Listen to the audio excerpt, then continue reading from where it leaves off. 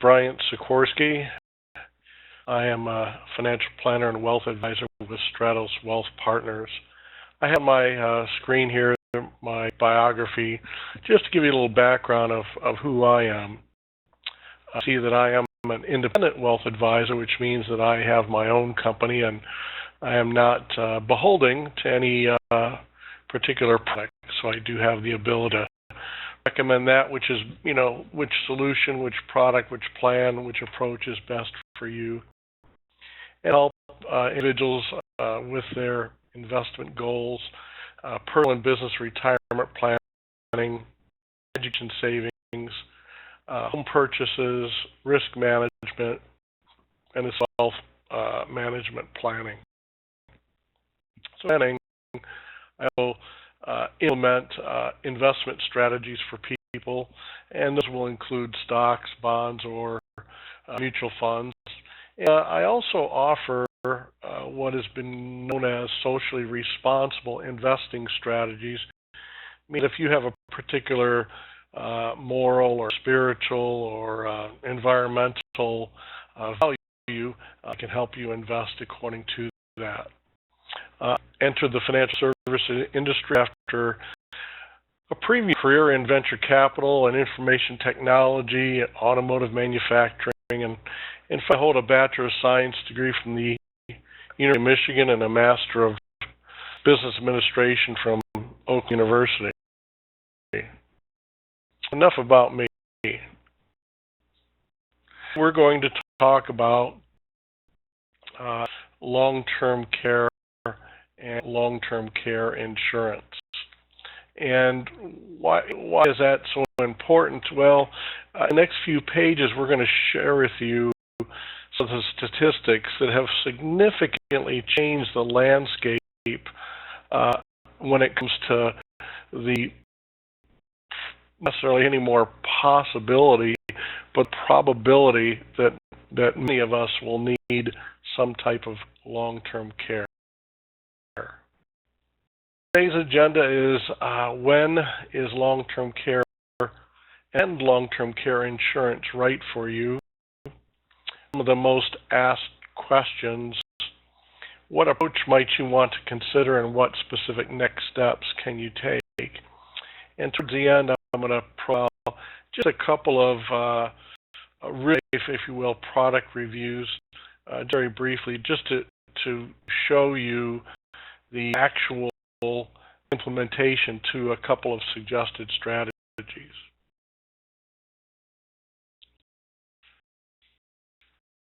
So I heard the commentary about how baby boomers will retire every single day until the year 2030, and we see here that there's around 10,000 every day.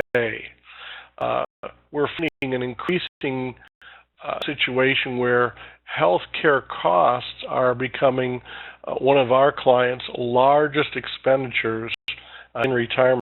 In this slide, you can see that only 17% of baby boomers have planned for their long-term care needs.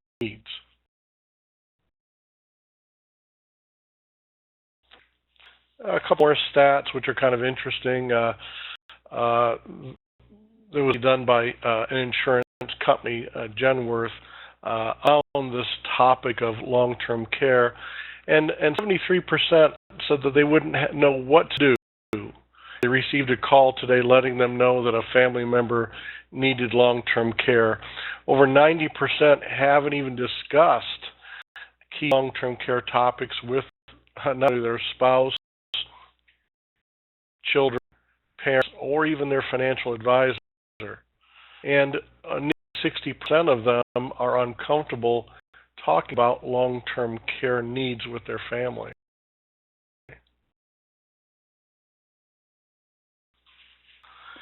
So is long-term care insurance right for you? And when it says right for you, I guess I'm just trying to put some parameters around this. I have had people, kind of in their 20s say, should I buy long-term care now? Or, when's the right time to buy and start considering it? Well, this is a kind of a general guideline of, when the topic of long-term care and long-term care insurance might elevate a bit in your priority. That would be someone who's maybe age 40 to 80, maybe set aside as your just-in-case money, or maybe you've even earmarked some money for long-term care. Perhaps you're concerned about what would happen to you or your retirement income if you needed long-term care. About who would take care of you if you needed extended health care. With the dispersion of families, all over the country these days, we don't have, son or sister living in the same town or down the street or even next door. You'd be protecting the amount of money you'd like to leave to your loved ones. As a very general rule here, if you kind of yes to any of these, long-term care insurance might be something of consideration for you. So we're going to cover some of the more, or answer, if you will, some of the more frequent questions that get asked about, long-term care planning, long-term care needs, long-term care insurance. Long-term care. The need for care by two impairments, and I think this is incredibly important, and that is if you have a chronic medical condition that compromises your ability to get through a day life, or a mental or cognitive or intellectual compromise that has been compromised, your ability to simply interact with your own environment. So sometimes when we hear the word long-term care, it's automatically associated by many people with nursing homes. But there's really much more to long-term care than just nursing home care. The care often begins right in the home and progresses to an assisted care living facility or an adult day care center or some home care by a friend, family member, or professional. So, to extent, say that nursing homes and nursing home care is really the tipper. It's not very common for someone to, on Friday, be fine and living in their own home, and Monday they're in a skilled nursing community, skilled nursing facility. That would really be in the case of, life-threatening accidents or acute heart attack or stroke. But that's really not the norm. Normally it's a progression of not being able to do one or two daily activities, and then it gets typically more severe from there. Those activities are bathing. These are called the activities of daily living. Bathing, dressing, eating, continence, toileting, chauffeuring, and severe impairment. I saw this slide. I looked at this who looks, in their 30s or 40s in this walker, and I thought, well, it's really kind of odd that we have this relatively young person listed here, but we're going to find out a little bit later, and I'll just kind of give you the quick preview, is that there's actually more chance that you'll need some type of care because of accident or illness than actually because of age, and we're going to see that in a few minutes. So make a mental note of that for later on here. This care provided. This can be in your own home with an unpaid caregiver like family members, friends, services, a nurse, home caterer, a therapist. And what's interesting here too is it says unpaid caregiver, family members and friends. And what's interesting is I give also another presentation on the topic of Social Security, and I talk about how it's not uncommon for women to have less Social Security benefit than men because women will leave the workforce not only to care for the children and therefore accrue less benefit, but they will also often be the first. It's not the daughter is typically the very first one who will uncouple from or leave from her job to take care of mom or dad, or actually, I guess, another family member too. We all assisted key here, assisted living facilities that provide supervision or assistance with the activities of daily living, coordinate outside provider services, administration in some cases of medication, trying to keep them in an environment where those one or two factors that they cannot perform don't become threatening anything. And we have the kind of prototypical nursing home with 24-hour care, just assistance, but true medical supervision.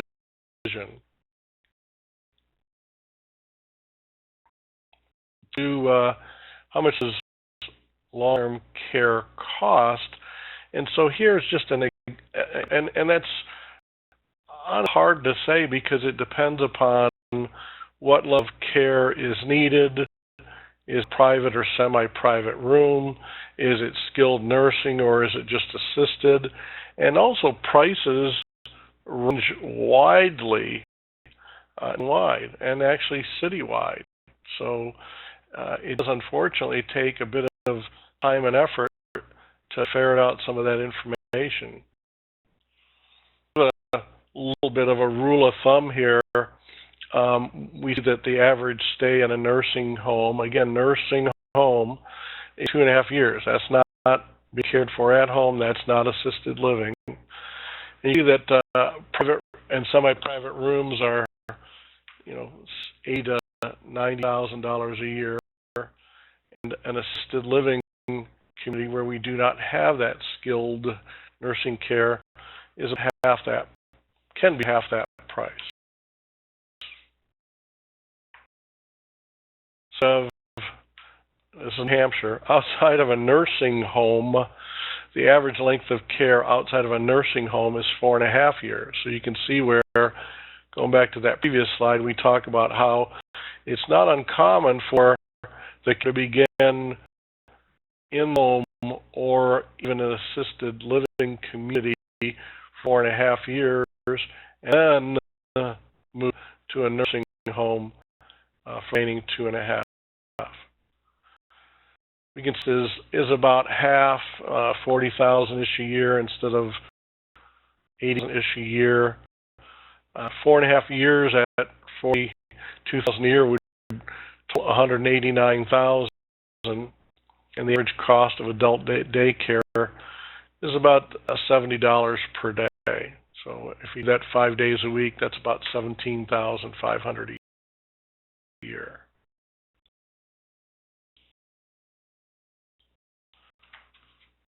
Give you some cost information. And before I forget, these slides will be available to you. I will also I'm recording this and I will upload it to my YouTube channel.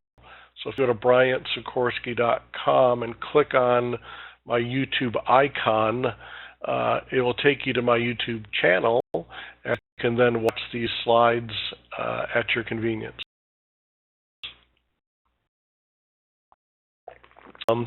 Commentary will be on it as well. So we see some different in a week, for 2 weeks a year, 44 hours a week.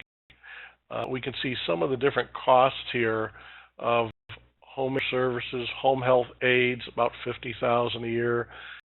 Kind of adult daycare, kind of an 8-hour-a-day adult daycare, $17,000.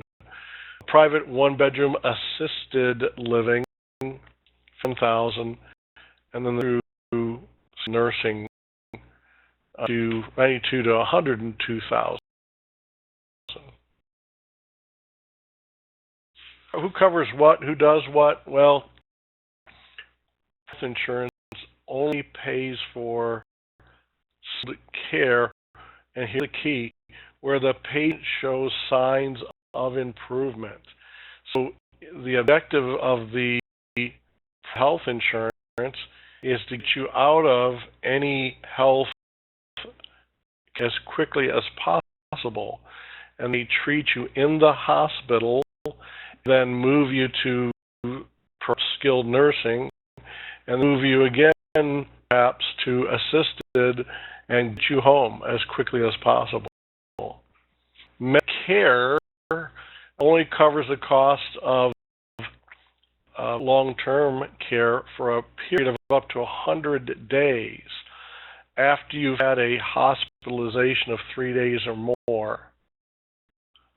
And 80 days, will incur a $144 a day copay.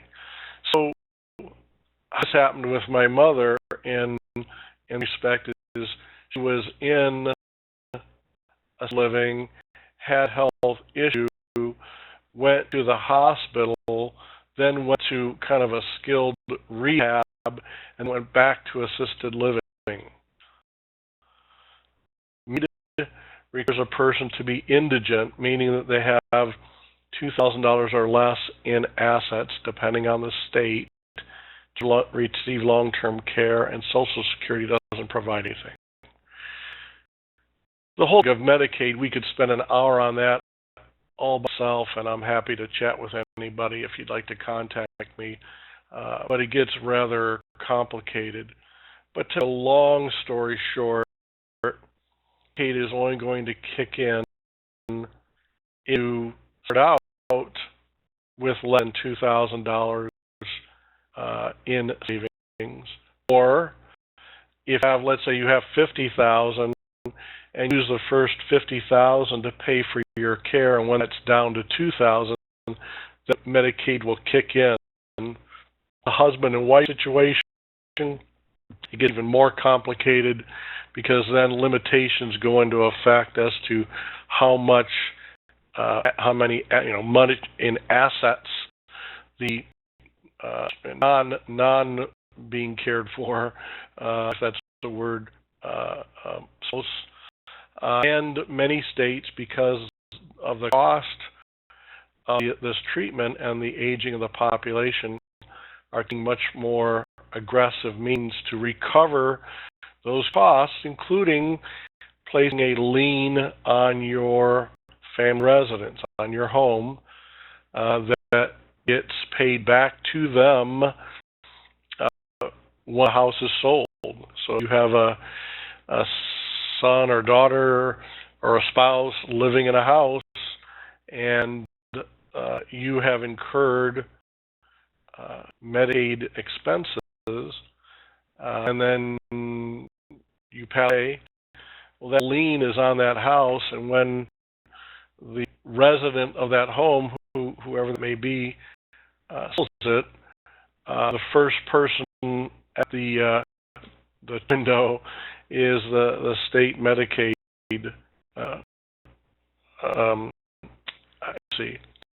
Who will take their money first.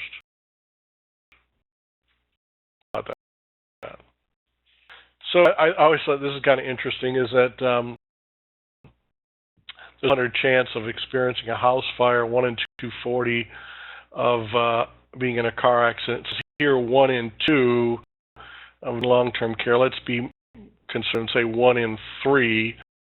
And we always have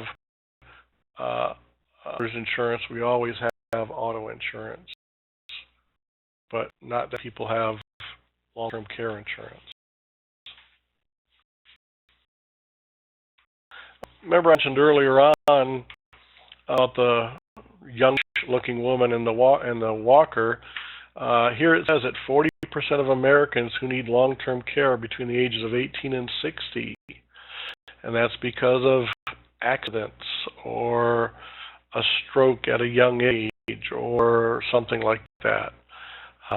So 81% of people purchasing long-term care coverage these days are now under the age of 65. So if there's anything good there, is that people are buying it younger, which is a good thing. But the key point is that we always think, well, I will tell you, I usually think of long-term care only of the elderly, and that's not necessarily the case. That women present 3/4 of all, quote, informal today. 80% of men die married, whereas 80% of women die single. And 65% of women discuss their retirement with a financial advisor. Only 10% discuss the topic or the probability of needing long-term care.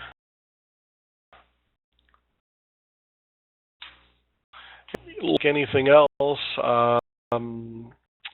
these are increasing.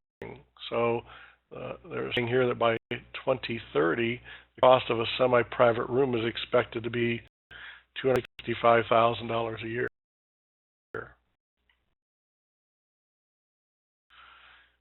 I don't know about you. Again, I mentioned my mom. We did have the experience of long care for her. In her case, she rotated predominantly from the hospital, like an assisted living until she was, quote, well enough to be out on her own, to then living in my sister's house, to then going back to the hospital, and so on. And my sister, essentially moved my mom into her home and converted their living room into my mom's bedroom, so it could be on the first floor. It's something to think about. Do you have, you or if anybody on this webinar had experience like this?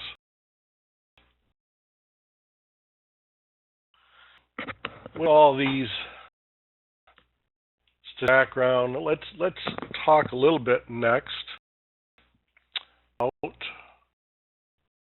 what can we analyzing it. What do we do?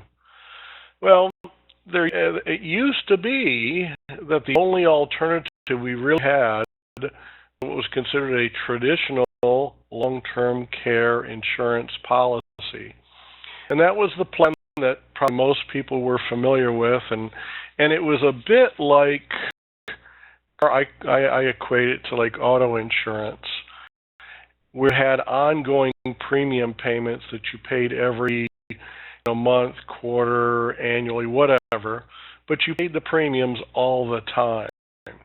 You customized it by determining how much coverage you wanted per day, per week, per month, per year, or how much total coverage you wanted, or how many years, and you could even, to an insurance agent like myself, okay, I want to spend no more than $4,000 a year, and you could use this computer program to figure out how much coverage can you get for $4,000 a year. The challenge that, and maybe or even I call them horror stories that we may hear about, is that unfortunately when the launch occurred, many of the insurance companies either were overly enthusiastic in selling the product, or they underestimated the number of claims that they were going to receive. So what happened was, a bit like what we've heard about some of the complaints about the Affordable Care Act, was that people would buy these policies, and typically, like on home, there was no return of premium, so you either use it or lose it, or lost it, excuse me. And they would buy the policy, and let's say it was $2,000 a year.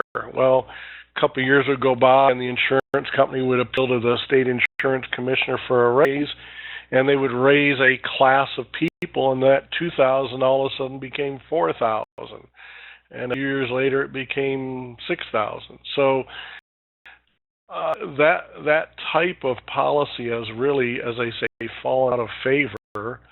And in fact, a couple of insurance companies have completely gotten out of that business. They just don't even sell traditional policies anymore. That leaves us with two other basic types of products, and that is either a life insurance policy in some way, shape, or form, or the purchase of with a long-term care rider, or purchasing an annuity with long-term care rider.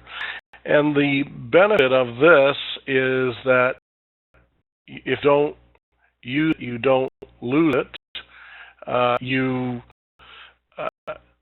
will purchase or invest a set money. It does earn money. It does earn growth, if you will, earn money.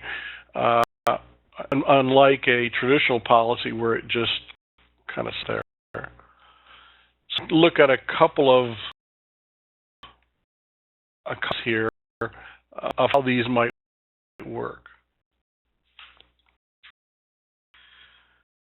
So they're obvious that anyone with assets would prefer to give them to family, friends, or a charity instead of paying them to stay in a nursing home. And so one choices that we can do, I guess, is we could self-insure, or this shows the advantage of buying long-term care insurance versus self-insuring. This example, a health client is paying a premium of $1,500 a year. $1,500 a year, and by year 30, the client's long-term care benefits have grown to $880,000. Self-insure and need care, these savings would have grown only to $142,000. So you can see the big difference. Everyone says, well, I'm going to self-insure. Well, that's pretty hard to do unless you start when you're about 10. Which I made a mistake here, excuse me. So as an old approach versus a new approach. What does that mean? Well, the old approach was to fully insure all costs of possible long-term care needs. I mean, something like $1,000 a month for 5 years with 5% compound interest. The premiums for a couple, as we see here under the old column, would have been about $17,000 a year. And that was typically a bit, expensive for most people to handle. So the new approach is to reduce the number of years and decrease the inflation option from 5% to 3%. Instead of each spouse having their own individual plans, It'd be to purchase a shared plan where they each have years of coverage, but they can share it. So that turns 3 years into 6 years. The new approach using shared care option, the premiums are still over $1,700, $200 per year. So, if we asked what could you afford, and you said you could afford $1,000, then we would look at years each. Remember I mentioned how you can kind of back in to a coverage? Here what the client maybe really needs is 3 shared years each for a total of 6 at 3% compounded, but that costs $7,200 a year. We've opted to start with what the budget is, which is $5,000 or $4,740, and give each of them 2 years and $500 a month in coverage. So, I guess that's, I bring this up just to show, and I mentioned early on in one of the first slides, is it's not, it's maybe one of the reasons this doesn't get discussed as much is because it's complicated.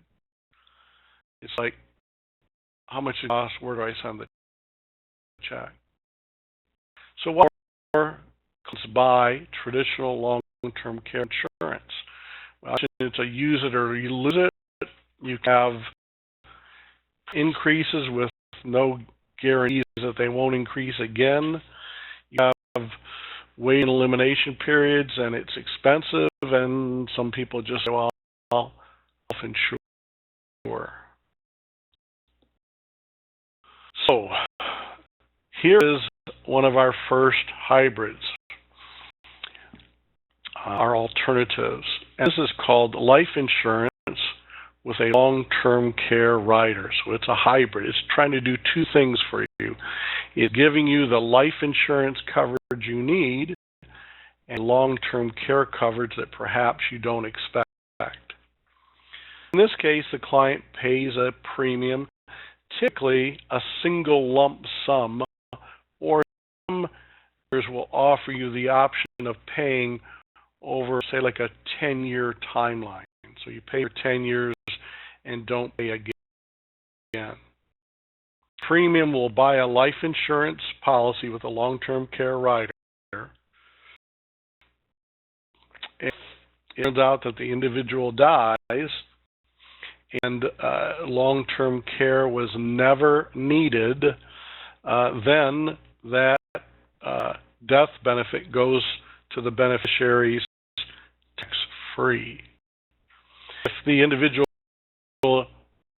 need long-term care, you receive benefits tax-free in most cases as a reimbursement for long-term care costs.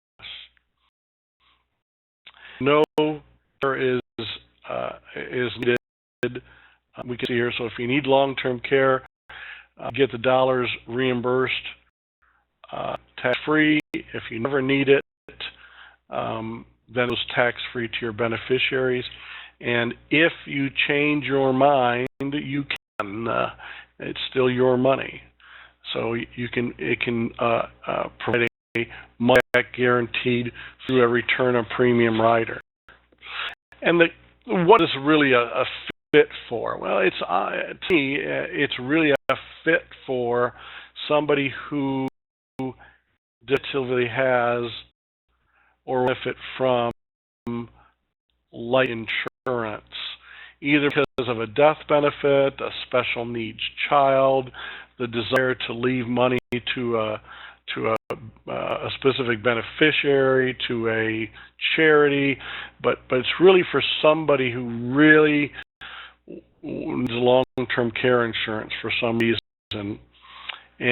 And at a efficiency, we're going to do a 2-for-1 here. We're going to both say that need, and we're also going to satisfy the need for long-term care should it ever arise. Those that offer this type, actually a number of them that offer this type of policy. I differentiate that between the next one, and again, this one is, in my book, some benefit, wise, family-wise, etc., with life insurance policy. The next example here is an annuity with a long-term care rider. And they do come in fixed annuities where you can't lose any principal, but your growth is not that large. Or they come in variable annuities where you can earn, a measurable return, market type returns, but there's the potential for a loss of account value. What C is here is a sample quote comparing a traditional annuity with Pension Protection Act of 2006. So the Pension Protection Act of 2006 was huge for the annuity community because it provided much needed support to people who were saving for a retirement. These provisions went into effect in January of 2010, and you have more potential funding methodologies for your long-term care needs. Before the Pension Protection Act, you would have to pay taxes on any growth in the policy. And a key thing here, and I'm going to show you a product brochure just for a second to illustrate this. If you look on the right-hand side here, you can see that with this annuity, if like this couple have invested $100,000 in the lower left-hand corner, they purchased $100,000 of this, in this case, a fixed annuity. And what you see is essentially the very next day, if you will, they have $300,000 in long-term care coverage. And this goes further to say, well, what if, in addition to that, only invest the 100, but, oh, by the way, the annuity grew by $50,000. So now they have not only $300,000 in coverage based on the original $100,000 purchase, but they have $350,000. So the life insurance with long-term care rider does something similar to this. It's a little bit different by product, but between the life and the annuity products, these are the only ways that I've seen where you can invest $1 today and fundamentally have $3 of benefit tomorrow. So to summarize the likelihood of, to cover a couple of these products just real quick, I think they have some good illustrations to them. The likelihood of needing care is significant. It can be financially devastating. It's not covered by health insurance. It's not covered by Medicare. It's not covered by Medicaid in many cases. So don't assume that someone else is going to take care of it for you. Be a key component in your financial planning and retirement considerations. And if nothing else, all you're going to be doing is maybe moving money out of a CD or other account and moving it to, as an example, to an annuity, and maybe we can even buy the same fund, but we'll put it in that annuity to enable it to put that leverage. Brought up on my screen just an example of one of these life insurance with long-term care rider options, and then I'll take you through again some of the facts, some of the choices. In honesty, many of the things that we've covered.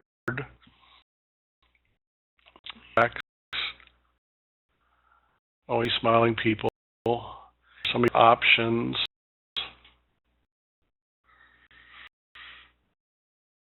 To your following this presentation. So if you want to read through this yourself. But again, here's the same thing I was mentioning before, is here is a life insurance with long-term care rider where you pay a single premium of $100,000, which you can pay in installments. And when you do that, you have a two-year benefit of $180,000 and a 4-year benefit of extension of benefits rider. So this gives individual, a long-term care benefit of $7,500 over a 6-year timeline.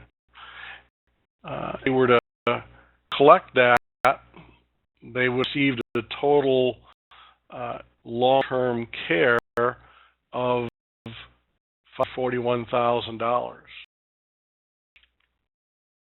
Used up all long-term care benefit and died the next day, at least the beneficiaries would receive a residual benefit here of $6,000.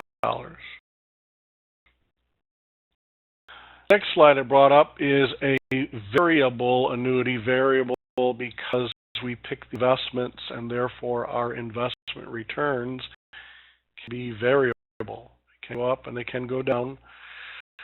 But they go down, it doesn't negatively or adversely impact our long-term care benefit. It only could actually impact our value. So about statistics and what happened, and here's kind of a page break, so it's a little bit goofy on me, but we can see that we put in $100,000 here, and now Lincoln immediately adds $200,000 to Catherine's long-term care benefit, so therefore she has $300,000 in total long-term care benefit. And if he spreads that out over a 6-year timeline, that gives her $55,000 a year or a monthly payment of about $4,500. Back just to kind of the summary page here, and hope that I helped you get at least a more rudimentary understanding of long-term care, what it is, why we might need it, how do we pay for it. So again, this presentation will be on my YouTube channel, which you can do by going to my website, Briant Sikorski. That's BriantSikorski.com. If you go to my website there and click on the little YouTube icon, it will take you to this presentation, which you can view at your convenience. If you have questions or would like to discuss how long-term care insurance might be appropriate for you, you're welcome to give me a call at 919-650-1527. Thank you. Great rest of your day.